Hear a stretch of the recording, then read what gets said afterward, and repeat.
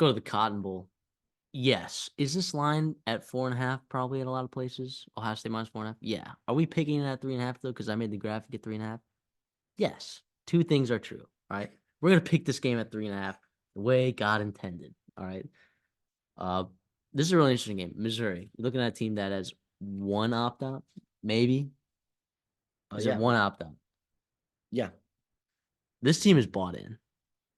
They they played Georgia close, they played LSU close, and then they won 10 other games.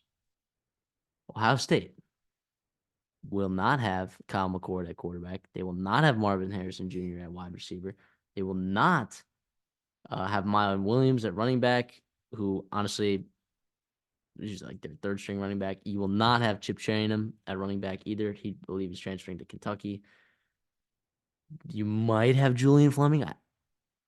I don't think so. He's in the portal right now. I He's doubt in he the portal. plays. I don't think he plays. I think you might. I think Egbuka, if there was a receiver for Ohio State to play, I think it's most likely him and Carnell Tate to get those majority of those reps there. Does Tommy Eichenberg play? I don't know. Does JT Tuimoloau play? I don't know. Does Cade Stover play? I don't know. And when I don't know things, I tend to assume the worst, which for good or for bad. I am going to take Missouri here plus 3.5, and I'm also going to take them to win straight up. I don't love it, but if some of those opt outs, that guys that I'm not sure about whether they're playing or not, if some of those guys start opting out and I'm not on it, then I'm going to feel really poopy about it. So I still think even with all those guys, now the power ratings will tell you, right? If you're a power rater at home and you're like, well, Ohio State should be favored by 8. They should be favored by 9. They should be favored by 7. They probably should be. But this is the Cotton Bowl. It's bowl season. It is bowl season. There are opt-outs. There's coaching changings. There are some teams that want to be there and some teams that don't want to be there as much.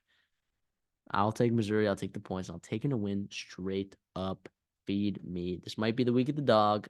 It was the week of the dog last week and the week before, and I wasn't on it. Is it going to be the week of the dog, the third straight week? I don't know, but I'll take the points. Now, I love Missouri in the spot here. First of all, I love their future of their program. They are humming on all cylinders of their football program right now on the field, capitalizing with the recruiting success in the high school with Williams Narani and a couple of big time recruits, and then also in the transfer portal, getting some big name guys. Yeah, it's been awesome to watch here. Very happy for Drink and staff there at Missouri. You mentioned the lack of opt-outs. This is a very bought-in football team. This game means a ton for them to get a win in a New Year's Six bowl game against a team like Ohio State and a program like Ohio State would do wonders for them and building momentum for years to come. But you also mentioned Ohio State having a ton of opt-outs, most notably, or transfer portal guys, opt-outs. I do think it has been a little bit overblown how much they're actually losing to the portal. I think the opt-outs are much more important in this game. I don't think a ton of these guys are real game changers for them, especially in 2023. In this bowl game here, Kyle McCord, I don't know how much better he is than Devin Brown. Devin Brown, I thought it was kind of frisky. I wanted him to start from. Obviously, I'm not there in practice every day. Ryan Day probably knows better than me. Well, he does know better than me, but yeah, I'm excited to see him. Maybe Lincoln Kienholz, a very athletic guy from South Dakota that they got a couple years ago back in the recruiting ranks. Yeah, obviously Harrison, Michael Hall, Mine Williams, those guys hurt for sure.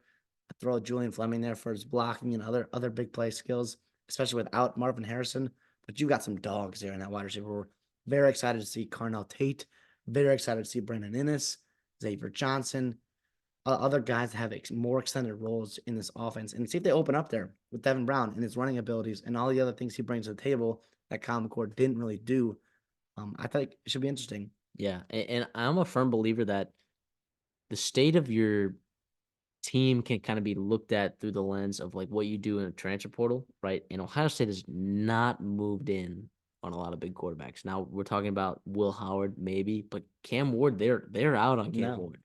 And what makes me think there's a little ickling in my brain that tells me if they were not in on Cam Ward, does that mean that they believe in these guys that they have in that quarterback room? Well, you got Aaron Nolan coming in for next year. I think that certainly plays a part in it. True. But if you're bringing a 1-year guy, Cam Ward, Will Howard, I don't think any reason to that. And you're Ohio State though. You're not shying away from competition if you're going to Ohio State.